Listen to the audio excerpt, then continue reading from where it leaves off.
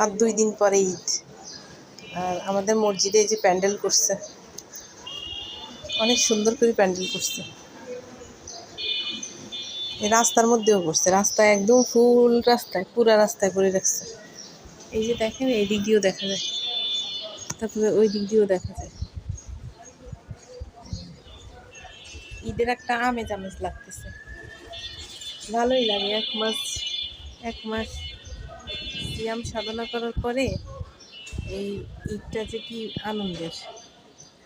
আর একটা জিনিস ভেবে অনেক বেশি খারাপ লাগে যে ন্যাকের দিন মানে শেষ, আবার 1 বছর পার হওয়ার পরে যাই এই দিন আসবে, খারাপ লাগে আসলে।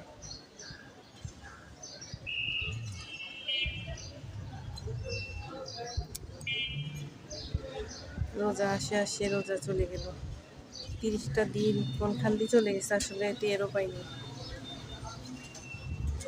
ভালো লাগতেছে, ঈদ আসবে।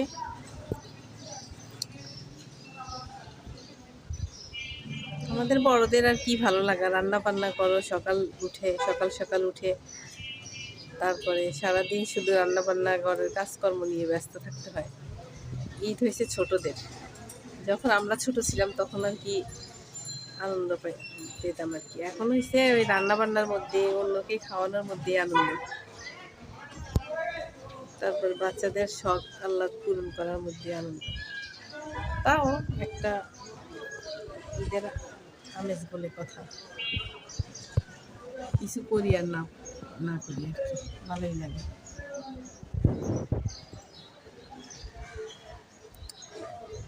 যেমন ছোট্ট টেকনাটা ঘুমাইছে কোথায়, টিকলু, এই টিকলু, কোথায় বসে বসে ঘুমাইতেছো তুমি?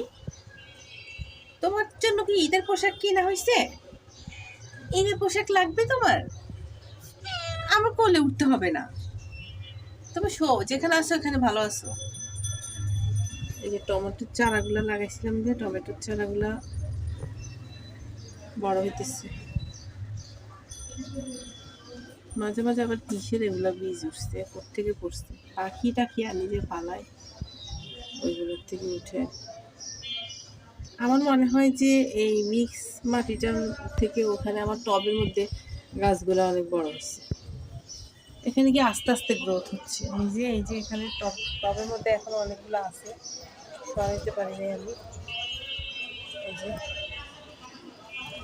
এগুলো অনেক বেশি বড় হয়েছে, আমার মানি প্ল্যান্টের আগাটা বড় হয়ে গেছে।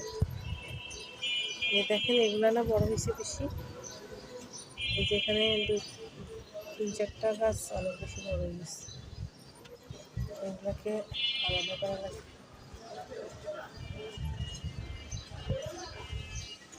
আর এই গাছের অবস্থাটা দেখেন কি করছে আল্লাহ, আমি কি বলবো আর। এই গাছটা জানে নাই, জান শেষ করে ফেলছে, খাই কি একটা মজা পায় আল্লাহ জানে। আসি শুধু এই গাছটার উপরে হামলা করে, এখান দিয়ে 2-3টা পোল বাইরেছে, ওগুলার থেকেও খেয়ে শেষ। এই যে এগুলোর পাতাও শেষ করে ফেলছে।